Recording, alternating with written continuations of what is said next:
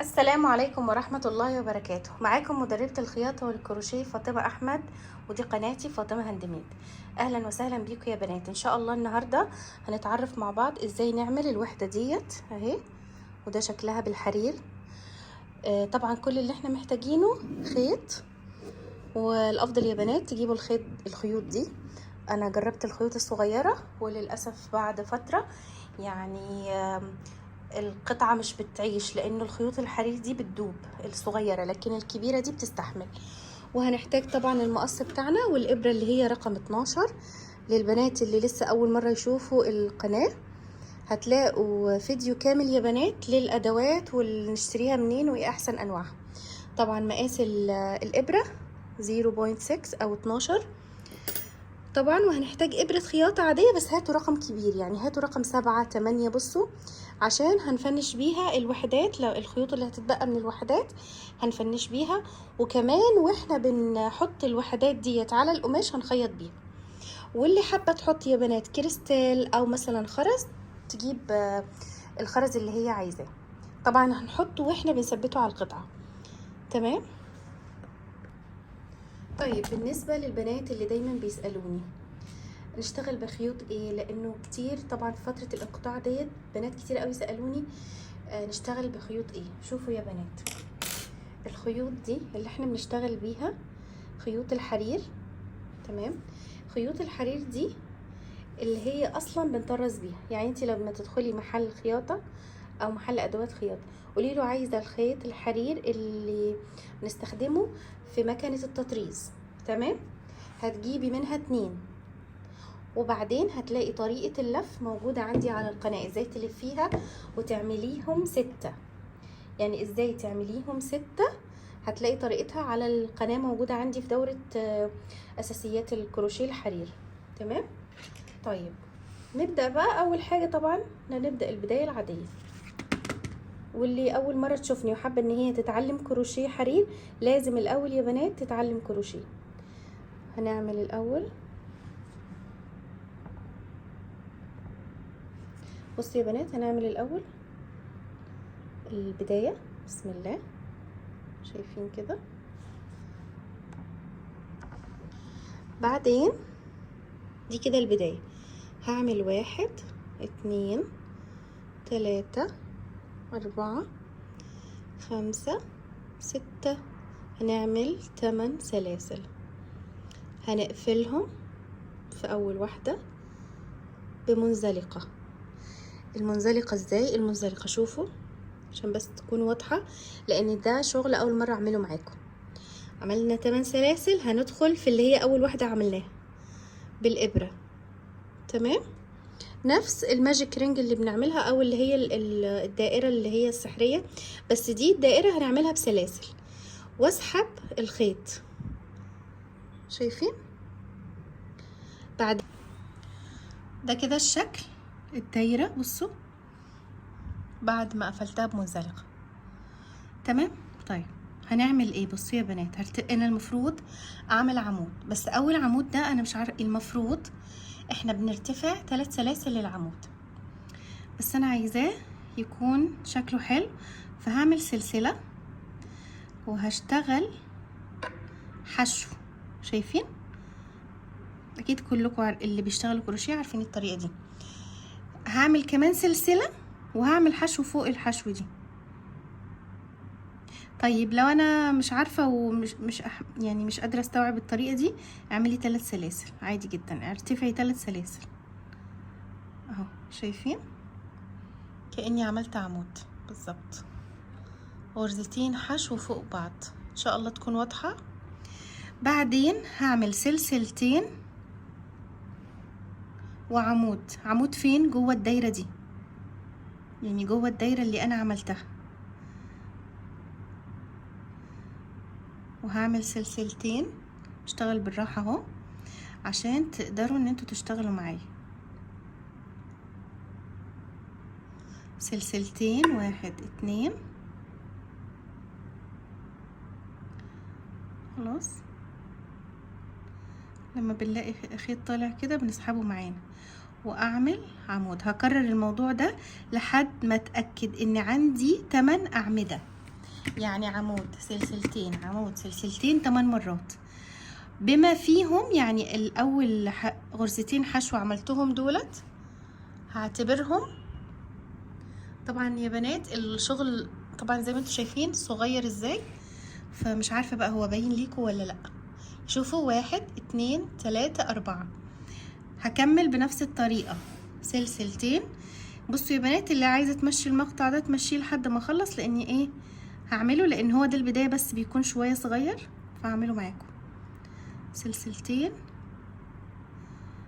عمود. شوفوا بدخل الابرة فين، جوه الدايرة نفسها، مش يعني مش داخل السلسلة كده. سلسلتين وعمود. بصوا شوفوا الابرة، شايفين جوه الفراغ ده اهو.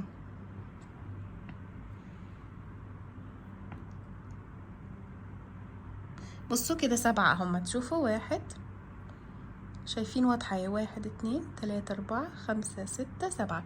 هعمل اخر واحد سلسلتين وبعدين اخر عمود، بعد كده اعمل سلسلتين واقفل بمنزلقة. سلسلتين هقفل بمنزلقة فين؟ هعتبر الغرزتين حشو دول هما العمود، فهدخل في الغرزة اللي هي اللي فوق دي اهو، شايفين؟ واقفل بمنزلقة. طبعا البنات اللي بيعرفوا يشتغلوا دايرة، يعني هي فكرة الدايرة فكرتها واحدة، ان انتي بتلفي، يعني انتي مش بتشتغلي رايح جاي سطر وبعدين تطلعي سطر، لا انتي بتلفي كده. فهي دي فكرة الايه الدايرة الوحدة اللي احنا هنعملها. شايفين؟ عدوا كده معايا 1 شايفينها اهو، 1 2 3 4 5 6 7 8. تمام. طيب بعدين هنعمل ايه يا بنات؟ هرتفع سلسلة، هعمل حشو جوه العمود بالشكل ده. شايفين بقى السلسلتين اللي انا عاملاهم دول في الفراغ ده؟ هعمل 3 غرز حشو، 1 2 3. طيب لو انتي عايزة تدخلي الخرز الصغير اللي احنا بنستخدمه مع شغل الحرير، ممكن في المرحلة دي في السطر ده تستخدمي الخرز، يعني كل مثلا غرزة حشو تحطي في غرزة خرزة واللي بعدها لأ، وهكذا. هيبقى عندك السطر اللي هو التاني ده هيكون بالايه بالخرز، بس انا حابة اني انا اخليها سادة. هاجي هنا فوق العمود اعمل حشو، وبعدين في الفراغ اعمل 3 حشو، 1 2. لازم يا بنات العدد مهم جدا، لانه هي اصلا الوحدة كلها هتعتمد بعد كده على العد، فركزوا الله يكرمكم في العد. ماشي اهو عشان تطلع مظبوط. وبعدين فوق العمود نعمل حشو، هكذا هستمر بنفس الطريقة فوق كل عمود حشو. بعدين في الفراغ ده اللي في النص هعمل 1 2 3. انا كنت حابة اني انا اشرحها لكم بالخيط التاني، بس لا حبيت ان انتوا تشوفوا الشغل بالحرير بيبقى عامل ازاي اهو. شايفين قد ايه صغير؟ هي اصلا كلها على بعضها لما بتخلص شايفين تكون يعني حاجة بسيطة قد كده، تقريبا 6 أو 5 سنتي.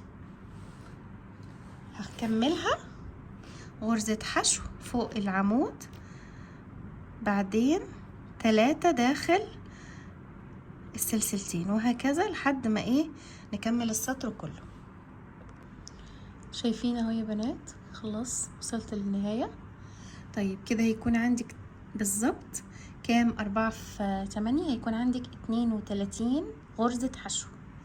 خلاص هنقفل في الغرزة الحشو اللي هي هنا دي اللي هي فوق العمود اهي بمنزلقة، زي ما احنا بنقفل اي سطر. بدخل الابرة واسحب غرزة سلسلة واطلعها من الغرزة التانية. تمام. طيب دلوقتي هنعمل ايه بقى؟ شوفوا يا بنات انا عايزة بس اكون في النص هنا، فهمشي في الغرزة اللي بعدها كده، وهقول لكم ليه بعد شوية. تمام. عشان نعمل الوردة ركزوا بقى معايا، عشان دي غرزة مش عارفة في بنات بيعرفوا يعملوا كروشيه بس ما يعرفوش. احنا دلوقتي هنعمل غرزة عمود ب3 لفات، مش بلفة واحدة ولا بلفتين، 3 لفات.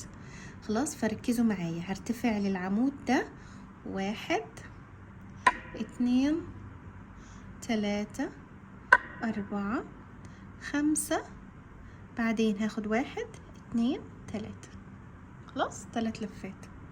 هاجي في شايفين العمود، شايفين الحشوة دي اللي بعدها على طول ادخل فيها واعمل، اشتغل، اطلع من 2، اخد لفة واطلع من 2. كل مرة بسحب الخيط اطلعه من لفتين اللي موجودين على الابرة، وهكذا لحد ما يخلصوا، لحد ما يبقى معايا خيط واحد على الابرة. تاني هعيدها تاني، 1 2 3. شايفين بقى انا دلوقتي فين؟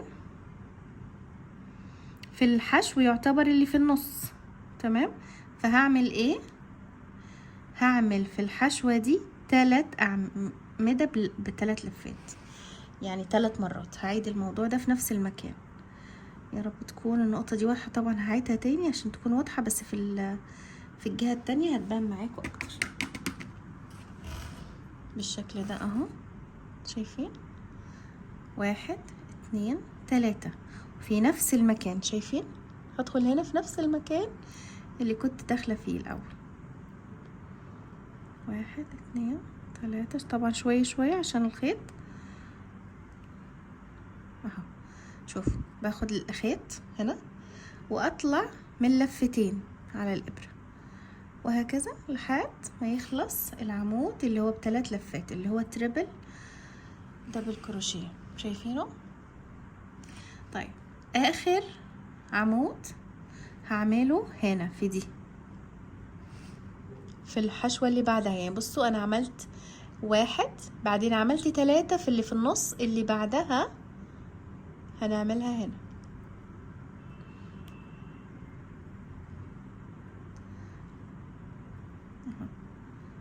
وهكذا.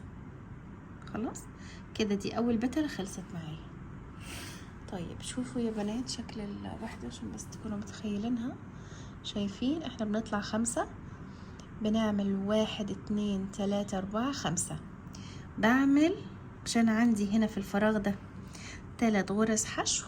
هحط لكم الباترون ان شاء الله في اخر الفيديو، عشان اللي بيحبوا يشتغلوا بالباترون زيي. انا بحب بصراحة اشتغل بالباترون، بس كتير بنات برضو بيحبوا يشتغلوا بالشرح، او يعني بيحبوا اول مرة يشتغلوا بالشرح وبعدين يعملوا بالباترون. شوفوا اهو، 1 دي كده هنعدها 1 2 3 4 5.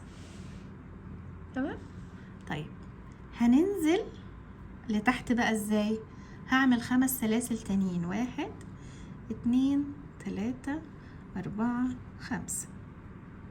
طب هعمل ايه بعد كده؟ شايفين الحشوة دي اهي اللي فوق العمود؟ هدخل فيها واعمل غرزة حشو بالشكل ده. هرتفع 1 2 3 4 5. اكرر بقى نفس اللي انا عملته تاني. هعمل عمود بلفة ب3 لفات، اجي في الحشوة. شايفين دي الحشوة اللي عملتها لسه من شوية، اللي بعدها على طول اللي هي اول غرزة في ال3 اللي في النص، واشتغل العمود زي ما انا قلت لكم. 1 2 3 3 لفات. في اللي بعده اللي في النص ده هشتغل فيه 3 غرز. دي كده الاولى، التانية،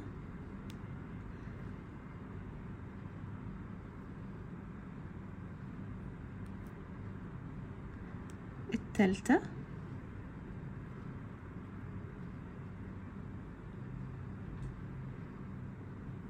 بعدين شايفين بقوا في 3 في نفس المكان.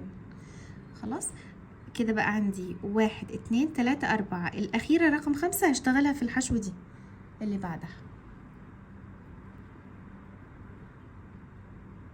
تمام كده بقى عندي كام؟ 5 غرز، 1 2 3 4 5. تمام بالشكل ده. هنزل تاني 1 2 3 4 5، وبعدين الغرزة الحشو اللي هنا يعني اللي بعدهم على طول، شايفينها اهي دي كده، هدخل فيها وهكذا استمر يا بنات لحد ما يبقى عندي 8 بتلات، وهوريكم ازاي تقفلوا الخط. تمام، يا رب ان شاء الله تكون واضحة سهلة قوي اهي. دي اللي هتتكرر كل مرة، دي ملكوش دعوة بيها، دي البداية، عشان كده انا بصورها لكم دايما وهصور لكم النهاية، بس دي هتتكرر بنفس الطريقة. حشو 5 سلاسل، بعدين 5 أعمدة ب3 لفات، وزي ما قلت لكم الترتيب بتاعها، يعني الترتيب بتاعها هيكون في أول غرزة هنا واحدة، اللي في النص 3، اللي في الآخر واحدة، فكده هيدوكي كام؟ 5. بعدين تعملي 5 سلاسل، تنزلي تعملي حشو في الغرزة اللي هي فوق العمود، وهكذا تكرري لحد ما يكون عندك، بصوا 1 2 3 4 5 6 7 8 بتلات كده يا بنات. شوفوا خلصت اهو، 1 2 3 4 5 6 7. تمام، ودي التامنة اهي. طيب شوفوا اخر 5 سلاسل عملتهم بالشكل ده، وهاجي بقى اعمل ايه؟ شوفوا متبقي بس غرزة حشو واحدة اللي هي كانت هنا فوق دي، هاجي ادخل جواها. طبعا احنا عديناها وعملنا غرزة منزلقة لو فاكرين، عشان نوصل اللي هي الاولى دي، فهندخل فيها ونعمل حشو بالشكل ده. طيب بصوا بقى البتلة الاخيرة ناقص منها حاجة مهمة، يعني بصوا هنا كل البتلات عبارة عن 5 سلاسل هنا و5 سلاسل هنا، وفي النص في 5 غرز. لكن بصوا دي الاولى هتلاقوا هنا 5 سلاسل، وبعدين 1 2 3 4، والخمس سلاسل اللي في الاول دي يعتبر هي اول عمود، اول غرزة. فانا محتاجة اعمل الارتفاع اللي هو ال5 سلاسل اللي هي في الاول، 1 2 3 4 5. هشرحها لكم ان شاء الله بالباترون في الاخر. هاجي بقى هنا عند ال5 سلاسل دول في الاخر واحدة هعمل منزلقة كده عشان اخلص البتلة الاولى اهو، شايفين كده. طبعا حاولوا تكووها عشان تعرفوا تكملوا الشغل، لان هما البتلات، لان بصوا غرزة العمود ب3 لفات طويلة، لو احنا اصلا عملناها في العادي باي خيط هتلاقوا الغرزة كبيرة جدا اكبر من كده، لكن في الحرير حجمها تقريبا قد العمود العادي بالكروشيه العادي. تمام. طيب هنعمل ايه؟ انا عايزة اوصل لرقم 3، مش احنا عندنا 1 2 3 4 5، انا عايزة ابقى هنا في رقم 3. فانا دلوقتي في الاولى همشي، هعمل زي يعني ممكن اعمل منزلقة كده، ادخل هنا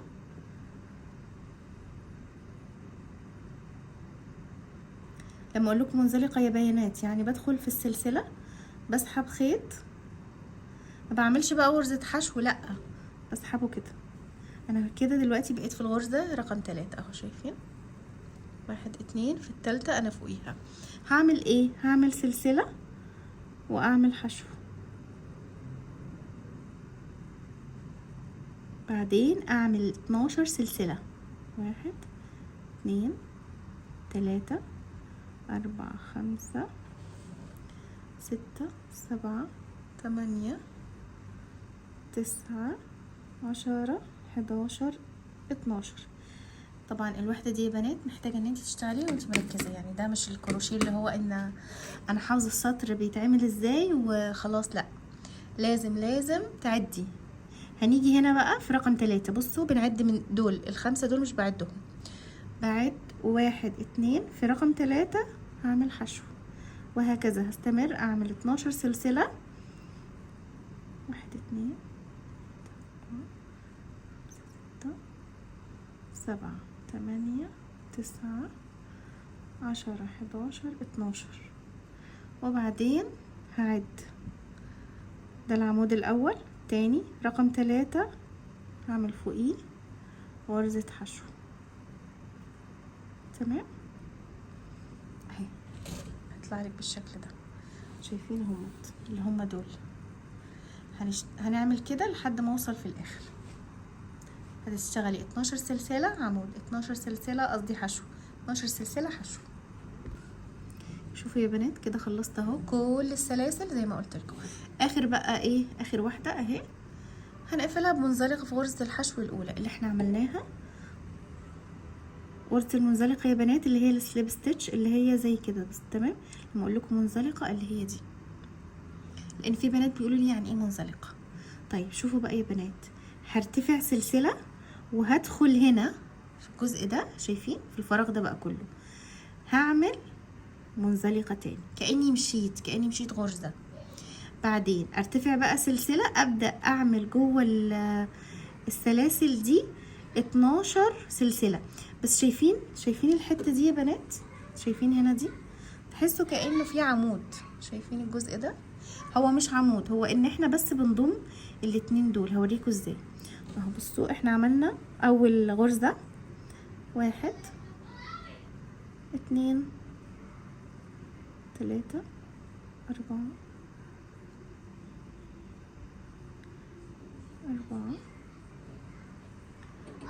5 6 كده. يبصوا يا بنات عملت 10 غرز حشو، 11 12 تمام. بصوا بقى انا مش عايزه الغرزه الاخيره تكون هنا، يعني ما تكونش في المكان ده، لا يكون في كده غرزتين فاضيين كانه في سلسلتين فاضيين. نفس الفكره اللي احنا عملناها هنا، مش انا مشيت سلسله وبعدين عملت منزلقه، انا عايزه بقى الفراغ يعني السلسلتين دول يكونوا كده. هاجي بقى هنا نفس الفكره على طول اعمل هنا، شايفين هعمل هنا 12 سلسله. بصوا بقى شايفين الحته دي عملت ازاي.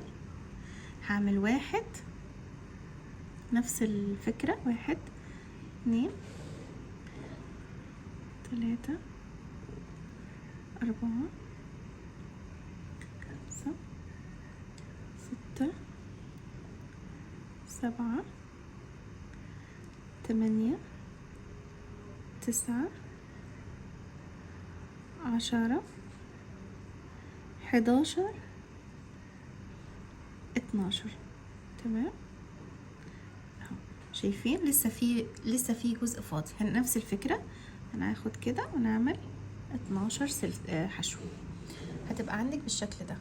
شايفين هي دي تقدروا بقى يا بنات اللي هتحط خرز في الحشو اللي هنا تقدر تحط برضو خرز في الحشو اللي هنا. فهمتوا عليا؟ يعني هيكون عندك سطرين بالخرز هنا قبل الوردة وهنا في الجزء اللي هو عامل زي الاقواس ده. تمام هكملها لكم وارجع لكم. شوفوا كده يا بنات خلصت كل الاقواس. طيب شوفوا اخر حاجة هنيجي بقى هنا في غرزة الحشو الاولى اللي انا عملتها دي، غرزة الحشو مش المنزلقة، الحشو الاولى. ممكن حتى تحطي عندها ماركر من بتوع الكروشيه عشان ما تتوهيش عنها. خلاص انا هوقف هنا عشان بس ايه تكونوا مركزين معايا، وكمان عشان نشوف الباترون للجزء ده واقول لكم شويه نصايح عشان الموضوع يبقى ناجح معاكم. طيب اول حاجه يا بنات الباترون، احنا بدأنا عملنا 1 2 3 4 5 6 7 8 وقفلنا هنا ومنزلقة. خلاص ارتفعنا هنا، بصوا عملنا سلسلة وغرزة حشو بعدين فوقيها وحدة حشو تاني. ده يا بنات كأنها عمود او 3 سلاسل، يعني اللي بتشتغل دايرة هتعرف انا بقول ايه. هنعمل 1 2 خلاص. يعني بصوا احنا عشان نخلي الشكل متناسق هقسمها لكم كده، وهنا دي كده 4 1 2 وهنا ممكن كمان هنا وهنا وهنا كده. بقى عندنا 1 2 3 4 5 6 لسه باقي لنا 1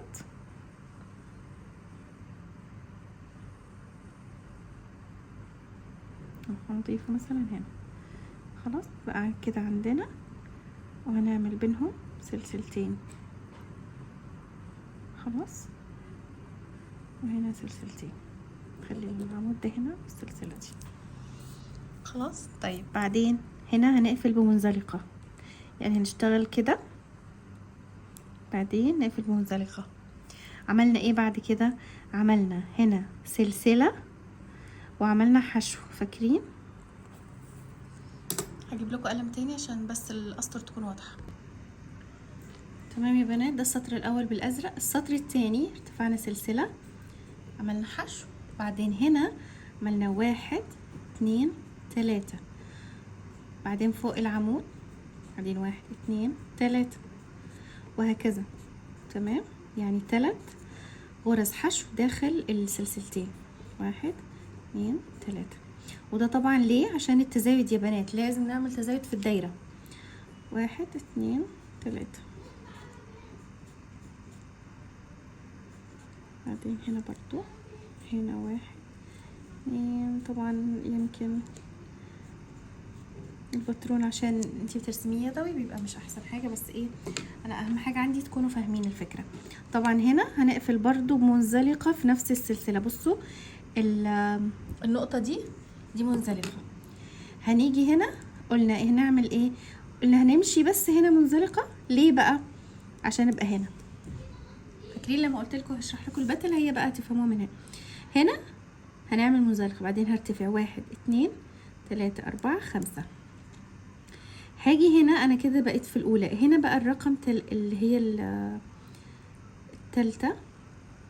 خلاص، هعمل هنا 1 كده. بصوا 1 2 3، 1 2 3 في نفس المكان. سوري يا بنات معلش. بصوا هو المفروض انه احنا هنا، يعني بصوا دي تبقى هنا. بعدين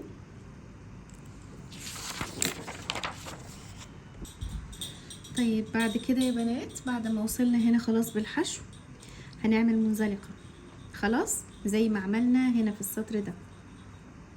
طيب بعد كده بقى احنا بصوا، احنا اول 5 سلاسل كنا عاملينها فين؟ مش في الحشوة اللي هي فوق العمود، لا هنا. فانت دلوقتي موجودة هنا، فهنمشي كمان منزلقة. هتبدأي تعملي 1 2 3 4 5، يعني بعد المنزلقة دي كده اول غرزة. طبعا هو اسمه عمود ب3 لفات، اللي هو بيكون بصوا بيكون ده الرمز بتاعه في الباترون 1 2 3، او ساعات بيبقى اسمه تريبل. تمام. طيب بعدين هنيجي نعمل في النص بقى دي 3، طبعا بنفس ايه الرمز بتاعه اللي هو 3 لفات. بعد كده هعمل هنا 1 كده. بقى عندي 1 2 3 4 5، وده اللي انا عايزاه، يبقى عندي 5 غرز. هنزل بقى 1 2 3 4 5 سلاسل، واعمل حشو فوق دي، حشو تانية بقى. نغير اللون، حشو تانية هنا. طبعا هنا 1 2 3 4 5.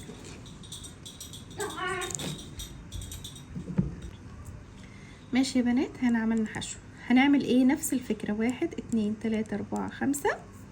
هاجي هنا في اول حشو في اللي هي في الثلاث حشو في السلسلتين اللي تحت، هعمل عمود بلف ب3 لفات، وهنا هعمل 1 2 3. تمام. طبعا هنا بيكون فيه 3 لفات. بعدين هنا هعمل 1 غرزة، يعني 3 لفات اهما. بعدين هنزل هنا، انا لازم اعمل هنا حشو. هعمل طبعا الرسمة مش مظبوطة عشان اعملها بايدي 5 سلاسل، بس انا عايزاكم بس تفهموا الفكرة. وارتفع تاني 1 2 3 4 5، وابدأ اعمل هنا برضو غرزة عمود ب3 لفات، وهنا 1 2 3 اهي باينة. بعدين هنا نفس الفكرة. بعدين هنا بقى فوق شايفين كل عمود فوقيه حشو، برضو بعمل عليه حشو، وبين كل بتلة وبتلة 5 سلاسل. بالطريقة دي بتكملي لحد الاخر. طيب اول نقطة عشان يعني عشان واهم نقطة عشان الوحدة يعني تبقى كويسة معاكي، ان انتي ما تشديش ايدك ولا ترخيها، خلي ايدك مظبوطة. الابرة تدخل زي ما انا علمتكم بمقدار يعني مظبوط على قد الابرة. اشتغلوا بخيوط حرير زي دي، زي اللي انا وريتها لكم في اول الفيديو قلت لكم عليها. طيب لو انا في بلد ما فيهاش الخيوط الحرير دي. بصي يا بنات، احنا نقدر نشتغل، احط لكم شكل الخيط بخيوط التطريز اللي احنا بنشتغل بيه اصلا تطريز عادي كده يا بنات. ده الجزء الاول من الوحده، اشتغلوه. واللي تعمل اي شغل تبعت لي على الانستجرام، واللي عندها استفسار تكتب في الكومنتات. واي حد حابب ان انا ابعت له اشعار لما الفيديو ينزل يبعت لي على رقم الواتس دوت، هيظهر ان شاء الله على الشاشه. واهم حاجه اعملوا يا بنات لايك. انا كنتش بقول الكلام دوت بس مهم جدا عشان الفيديوهات توصل لكل الناس، عشان انا عندي فيديوهات كتيره محدش بيشوفها بسبب انه مفيش حد بيعمل لايك، مفيش حد بيعمل كومنتات على الفيديوهات. واعملوا طبعا سبسكرايب للقناه، عشان زي ما قلت لكم تقريبا 70% من اللي بيشوفوا القناه مش مشتركين، فحاولوا تشتركوا عشان توصل لكم الاشعارات اول باول. اشوفكم ان شاء الله في الجزء الثاني، والسلام عليكم ورحمه الله وبركاته.